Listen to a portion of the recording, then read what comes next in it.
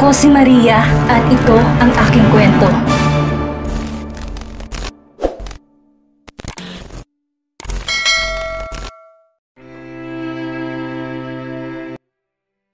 Mabagal at mapagbanta ang tingin ni Kara kay Daniel. Buong akala niya kahit papaano ay nagbago na ito pero ganun pa rin pala ang ugali nito. Inaakusahan na naman siya ng mga bagay na wala namang basihan at katotohanan. Porket may nagmalasakit lang, akala na nito'y may kung anong namamagitan sa kanila ng taong yon. Huwag mo kong tinatanong ng ganyan dahil hindi rin kita kina-question sa tuwing may kasama kang ibang babae, saad ni Kara. Saka, ilang beses ko bang ipapaalala sa'yo na hiwalay na tayo? May mali ba sa tanong ko? Look Kara, lahat ng bagay may kapalit. Wala nang libre sa panahon ngayon. Pure kindness? Oh come on. Sa tingin pa lang ng Francisco na yon, alam ko nang interesado siya sa'yo.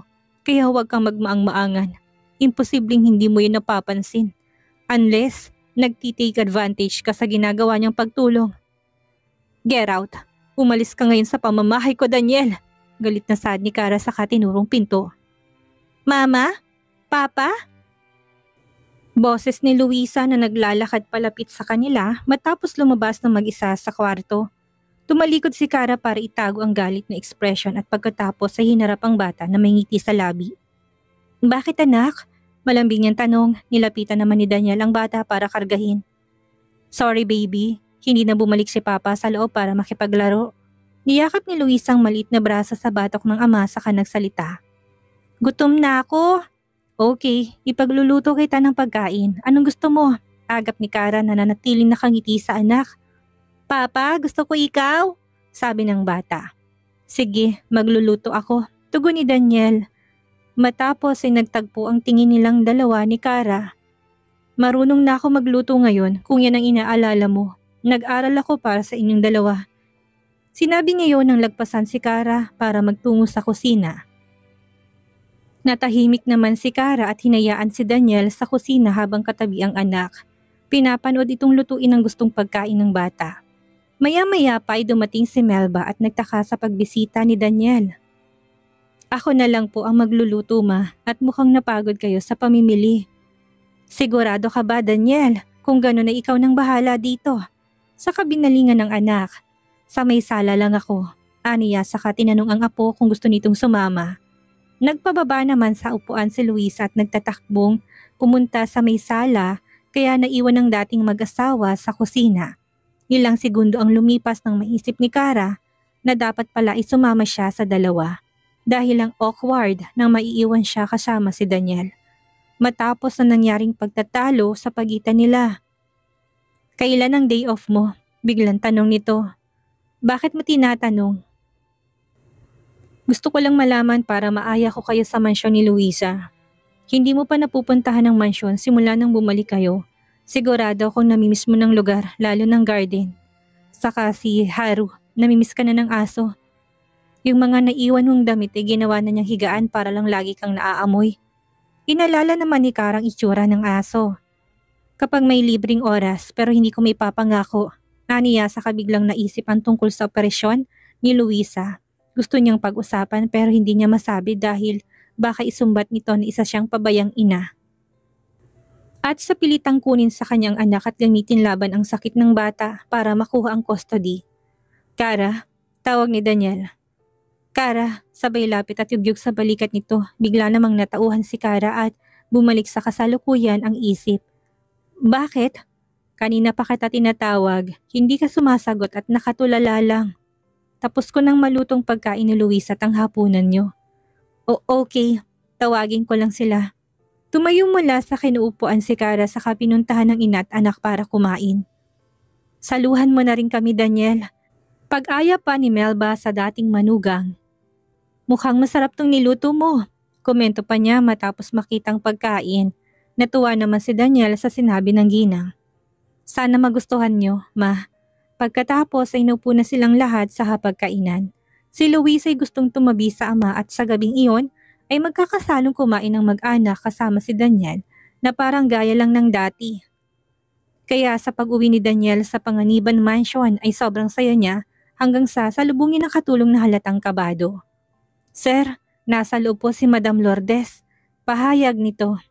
Pinapasok nyo? Hindi man galit pero halatang nairita matapos marinig ang pangalan ng ina. Sa loob ng 3 taon ay hindi na sila nagkaayos pa ni Lourdes. Walang rason para mangyari yon lalo pat hindi naman ito nagsisisi sa mga kasalanang nagawa. Sorry po sir, wala po kaming nagawa na magpumilit na pumasok sa loob. Saad ng katulong. Hindi na nagkomento si Daniel at napagpasihan na lamang naharapin ng ina. Siya na mismo magpapaalis dito.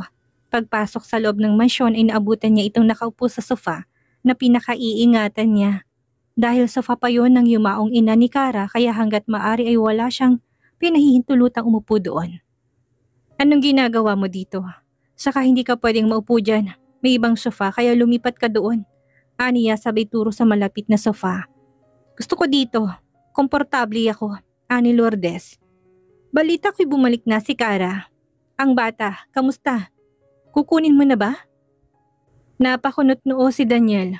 Anong pinagsasabi mo? Hindi ko kukunin ang bata mula kay Kara.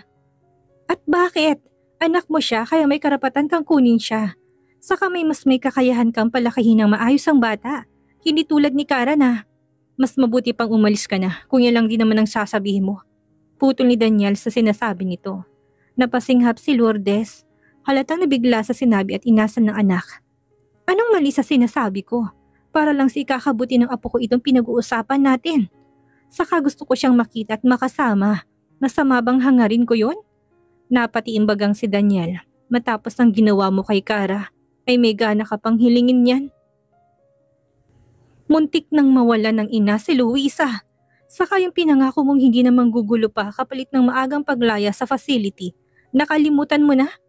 Pagpapaalala pa ni Daniel. Napakatagal ng panahon pero galit ka pa rin sa akin. At hindi ako nanggugulo. Gusto ko lang makitang bata. Ani Lourdes. Pagkatapos ay tumayo na to para umalis.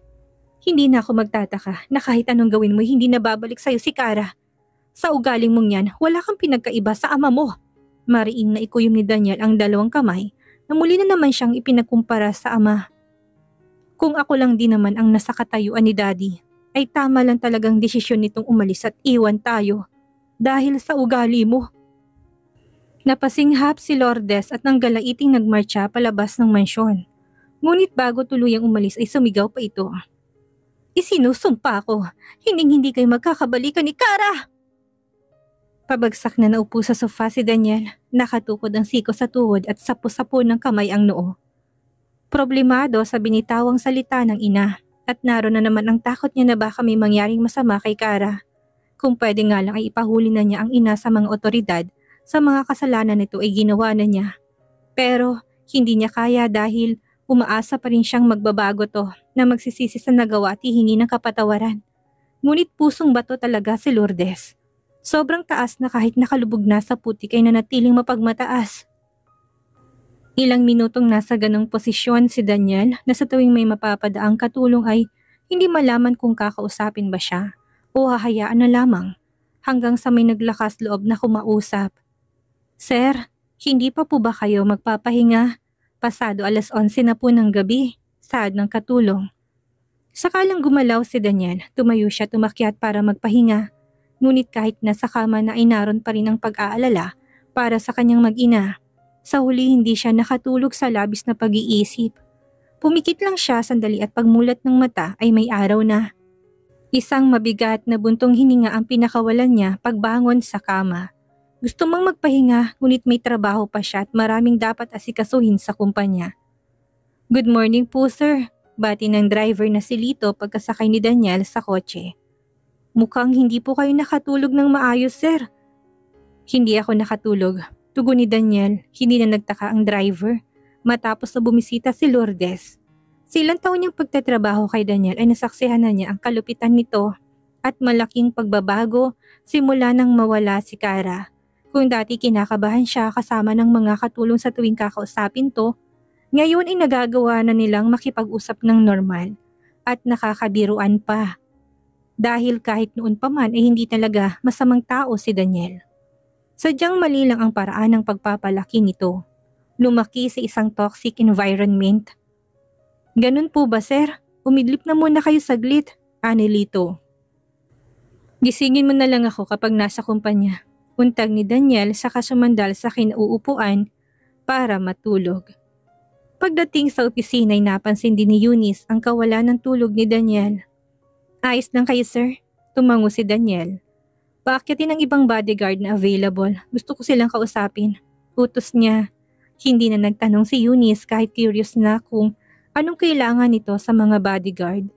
Sa huli ay napag-alaman na gusto ni Daniel na pabantayan si Karat ang tirahan nito. Matapos makapili ng magbabantay ay agad ring umalis sa mga pinatawag na bodyguard para gawin ang trabaho. Naiwan si Eunice na hindi na napigilang magtanong. Pasusundan niyo po ulit si Ma'am Cara tulad ng dati? Halatang tutol sa paraan pa lang ng pagsabi. It's for her safety. Aniya sa kinuwentong nangyari kagabi nang magpunta si Lourdes sa mansyon.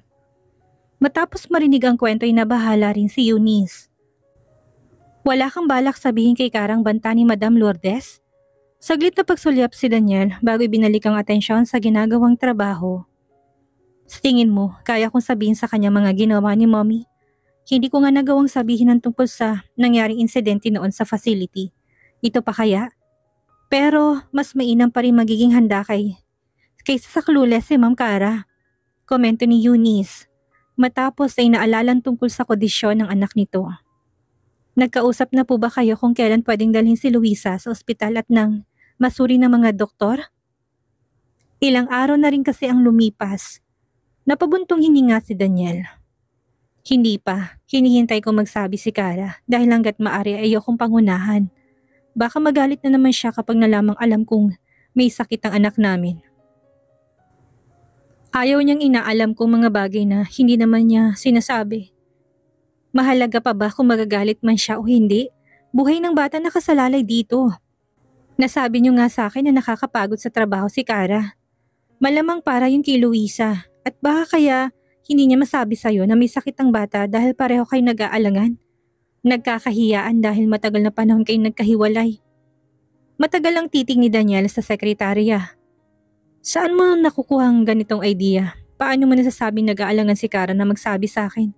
Muntik nang umirap si Eunice. Mabuti na lamang at nakapagpigil pa siya. Daniel, parang hindi mo naman kilala si Cara. Kahit noon pa man, hindi siya nagsasabi kapag may problema. Nagtitiis yun hanggat kaya niya. Nalalaman mo na nga lang ang problema kapag pinipilit mo siyang magsalita o hindi kayo pinapaimbestigahan mo talaga. Bigla namang suminya si Daniel at tinaboy ito. Oo na, sasabihin ko na sa kanya. Mas marunong ka pa sa akin. Nagtaas naman ng kilay si Eunice. Of course, babae ako at ina rin tulad niya. Sino pa bang magkakaintindihan kung hindi kami lang din? Matapos ay tuluyan na siyang lumabas ng opisina. Naiwan si Daniel na iniisip si Karat ang anak. Gusto na niyang matapos agad ang trabaho at nang makasama na ang dalawa. Kauuwi lang ni Cara mula sa trabaho. Pagod siya at gusto nang magpahinga. Dumating ka na pala. Boses ni Melba na kagagaling lang sa loob ng banyo. Bakit kising pa kayo ma? Nagbanyo lang ako. Si Luisa natutulog na. Kanina nandito si Daniel. Nakipaglaro sa bata. Natigilan si Cara nang marinig ang pangalan ng dating asawa. Napapadalas at halos araw-araw nitong bumibisita. Hindi nga lang niya naabutan dahil gabi na siyang umuwi. Pagpasok ni Cara sa kwarto nilapitan niyang anak para mahalikan ang noo gaya ng lagi niyang ginagawa sa tuwing uuwi. Pero nang maramdaman ang temperatura ni Luisa ay bigla siyang nabahala. Mainit siya ma, aniya sa ina. Sinalat naman ni Melbang balat ng apo. Mainit nga, hindi naman ganito ang init niya kanina. Nababahala niyang komento. Napapansin kong napapadalas ang ganito niyang temperature, biglang iinit at babalik sa normal. Bukas po'y patingnan natin siya sa doktor ma. Paano ang trabaho mo? Mas mahalaga po si Luisa. Naupo naman si Melba sa kama kaharap ang anak. Wala ka pa rin bang balak na sabihin kay Daniel ang kondisyon ng bata? Bakit pinapatagal mo pa anak? Hindi naman nakapagsalita si Cara kaya nagpatuloy si Melba. Hanggat maaari ay ayokong pakialaman ang desisyon mo. Pero para sa bata tong sinasabi ko. Kaya huwag ka nang mag-alangan pa. Masigit na may magagawa si Daniel kaysa kay Peter. Alam kong handa siyang tumulong pero baka umasa lang siya sa huli anak. Aasa si Peter kapag pakiramdam niya ay kailangan mo siya at ayoko yung mangyari dahil Pareho kayong mahihirapan. Paano kung isumbat ni Daniel ang tulong na gagawin niya para kay Luisa? Ani Kara. Marahang humaplo si Melba sa kamay ng anak. Bakit may iniisip ang mga bagay na hindi pa naman nangyayari? Kung manunumbat man si Daniel, wala na tayong magagawa doon. Ang akin lang, gumaling si Luisa. Saka sa nakikita ko naman ay mahal na mahal niyang bata. Kaya sa tingin ko, hindi niya yung gagawin sa atin. Kaya Kara, huwag ka nang matakot anak. Sa dami na pinagdaanan natin kasama si Luisa, ngayon ka pa ba magkakaganito? Kinaumagahan ay nagpunta si Kara sa dati nilang mansyon na ngayon ay pagmamayari at tinitirahan na ni Daniel. Hindi na itinuloy ang planong pagpunta sa ospital para patingnan si Luisa dahil muli na namang naging normal ang temperatura nito. Kaya ngayong umaga ay napagdesisyonan na niyang sabihin kay Daniel ang kondisyon ng bata. Ngunit ngayong nasa tapat na siya ng gate ay bigla naman siyang naistatwa. Biglaan ang pagpunta niya at wala man lang pasabi ni wala nga siyang contact number ni Daniel kaya hindi rin niya sigurado kung nasa loob pa ba ito o nasa kumpanya na. Ilang sandali pa'y biglang bumukas ang gate at lumabas ang babaeng naka-uniform na may ngiti sa labi. Ma'am Kara, kamusta po? Tuloy po kayo sa loob. Paanyaya ng katulong. Ito ang unang beses na nakita ni Karang babae pero kilala na kaagad siya nito. Nakakapagtaka ring alam nitong nasa labas siya. Kaya bago pumasok ay napatingin na muna si Kara sa itaas ng gate kung may CCTV ba. At meron nga. Kahit ang totoo naman talaga inireport ng bodyguard na nagbabantay na patungo to sa mansyon. At kaya kilala ng katulong si Kara kahit yan ang unang beses na makaharap ay dahil may malaking portrait to sa master's bedroom. Si Daniel na malapit na sa kumpanya ay biglang inutusan ng driver na i-U-turn ang kotse at bumalik matapos matawag ang bodyguard. Saka tinawagan ng katulong sa bahay na papasukin si Kara sa mansyon. Agaran namang sinunod ng katulong ang utos ng amo. Ano pong gusto ninyong inumin ma'am? Tanang matapos anyayahan si Kara sa living area. Kahit na ano, wala sa sariling sagot ni Kara. Matapos ilibot ang paningin sa paligid ng mansyon, hindi inaasahan na well-maintained ang mga dating gamit nila. Lalo ng paboritong sofa ng yumaong ina. Parang gusto niya tuloy puntahan ngayon din ang garden. Maupo po muna kayo, madam. Bigla ang humarang katulong ng lalapitan ni Karang dati nilang sofa. Pasensya na ma'am, pero off limits po. Bawal upuan itong sofa. Doon na lamang po kayo sa kabila. Nabigla man pero hindi napigilan ni Kara na matawa. Hindi niya akalaing aalagaan ng ganito ang mga dati nilang gamit. Si Daniel nga pala, nakaalis na po kanina papunta sa trabaho ma'am. Tumangutango si Kara. Pwede ako magpunta sandali sa garden? Mabilis na umiling ang katulong. Mahigpit po na ipinagbabawal na may magpunta doon maliban kay sir at sa gardener. Tugon ng katulong. Let her be. Boses ni Daniel nakapapasok lang sa mansyon. Hinihingal pa nga talata nagmamadali. Napalingon si Kara at nagtaka. Ang sabi papunta ka na sa kumpanya. Sa halip na sumagot ay binalingan na muna ni Daniel ang katulong. Yung drinks niya, nahandaan niyo na ba? Sandali lang po sir at kukunin ko. Pagkaalis ng katulong ay nagsalita si Kara. Hindi ko ba pwedeng makita saglit ang garden? Of course you can. Sorry at hindi ko lang nasabihan ng katulong. Ilang buwan pa lang kasi siya dito kaya hindi niya alam. Ano palang sadya mo dito? Si Luisa? Iniwan ko na muna sandali kay mama at may importante akong gustong sabihin. Tara sa gazebo, doon na lang tayo mag-usap. Sabay na pinuntahan ng dalawa ang garden para maupo sa gazebo. Hinintay na muna ni Kara na ma-serve ang inumin bago to kausapin. Isang malalim na paghinga ang kanyang pinakawalan bago magsalita. Gusto ko sanang makausap ka dahil kay Luisa. Ang totoo ay may lymphoma siya. Sorry at ngayon ko lang nasabi sa'yo. Bakit mo pinapaalam sa akin to ngayon? Direktang napatingin si Kara matapos marinig ang sinabi nito. Naguguluhan kung bakit hindi man lang nagulat si Daniel. Baliwala lang para rito ang sakit ng anak. Sa isang iglap ay bigla siyang nagsisi na nagpunta para kausapin ito at sabihin ang kondisyon ng bata. May sakit siya. Hindi ka ba? Hindi na niya tinapos ang sasabihin at nagpa siya na lamang na umalis bago pa maluha. Mabilis naman siyang napigilan ni Daniel sa may braso. Saan ka pupunta? Aalis na lang ako. Natigilan si Kara nang maramdaman ng kamay nito na humaplos sa kanyang pisngi. Bakit ka umiiyak? Tinabig palayo ni Kara ang kamay nito sa kamarahas na pinunasan ng basang pisngi. Naiiyak siyang isipin na walang pakialam si Daniel sa kondisyon ng bata. May sakit ang anak natin pero wala ka man lang reaksyon. Sa isang iglap ay niyakap to ni Daniel. Calm down, Kara. Sorry kung na-triggered ka. Hindi totoong wala akong pakialam kay Luisa. Ang totoo ay alam ko ng sakit niya simula na magkita tayo noon sa ospital. Gustong-gusto ko kayong tulungang matapos malaman ang kondisyon niya pero ayoko namang pangunahan ka. Sa katunayan ay may nakaredy ng medical team para sa kanya. Ikaw na lang ang hinihintay ko. Nagangat ng tingin si Kara at nagtagpo ang mga mata nilang dalawa ni Daniel na puno ng emosyon. Sobrang lapit lang din ang mukha nila sa isa't isa, tapos magkayakap pa kaya mabilis siyang lumayo. Delikado lalo at sobrang lakas ng kabog ng kanyang dibdib. Ganun ba? Akala ko'y wala ka talagang pakialam kay Luisa. Pwede ba yung mangyari? Mahal na mahal ko siya. Kayo. Nag-iwas na ng tingin si Kara sabay talikod. Salamat. Si Daniel na kanina pa nakatiti kay Kara ay lihim na napangiti nang makitang namumula ang tenga nito. Mukhang affected sa binitawan niyang salita. Sayang at agad itong lumayo kanina kahit sobrang lapit na lang para mahalikan to. Hindi bale, may next time pa naman at least niyakap ko. Bulong ni Daniel habang nakatitig sa likod nito. Ha?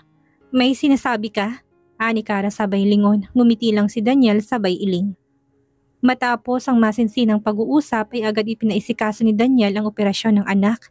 Ipinalipat din ng bata sa Romualdez Hospital na agad kinwestiyon ni Peter. Bakit ka humingi ng tulong sa kanya? Paano ko mahingi na kapalit? Eh di ibibigay ko, sagot ni Kara. Para kay Luisa tong ginagawa kong paglapit sa kanya. Saka siyang ama, sino pa bang lalapitan ko kung hindi siya? Nandito naman ako, handang tumulong. Nag-offer na nga ako pero tinatanggihan mo.